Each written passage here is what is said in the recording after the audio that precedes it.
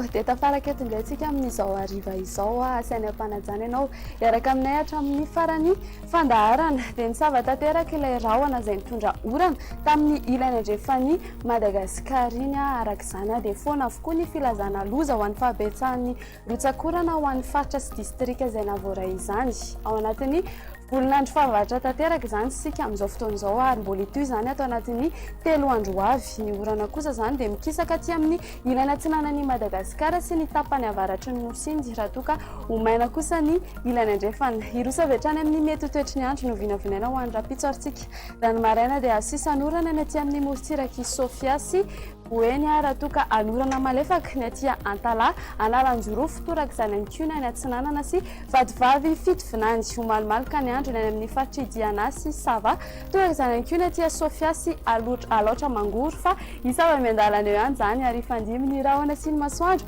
ho an'ny faritra sisy raha ho an'ny hariva kosa indray dia anorana tandrifin-drahona ny any amin'ny atan'ny Atsimo andrefana sy Androiny fa ifandimy kosa ny rahona sy ny masoandro ho an'ny morotsiraky Melaka sy Atsimo andrefana ary ny faritra Menabe fa sisan'izay dia azo orana tandrifin-drahona mety ho araikotrika ny maripana ny tombatombanana ho an'ny rapitso ny ambandritra dia 20 degré Celsius hitantsika aty avakina karatra izany eo amin'ny 20 ka hatramin'ny 20 degré Celsius eo kosa ho an'Analamanga sy Fianaratsoa ny maripana mafana indrindra kosa indray dia hitantsika ny amin'ny faritra Sofia iny any Antsohira ny marimarina kokoa 20 degré Celsius amaranantsika azy ary dia toy izao ny mety toetry ny andro no vinavinaina ho andro tanàn-dehibe sy nosy manodidina ifandimy ny rahona sy ny masoandro ny any Paris sy Milan ary Bangkok fa andrahoana ny andro ny any Johannesburg ary hoarahana orana izany ny any Nairobi dia anao orana tandrifin-drahona ny any Comore fa ho araikotrika izany ny any Maurice mbola anao orana tandrifin-drahona ihany koa ny any Seychelles fa hibalika be ny masoandro ny any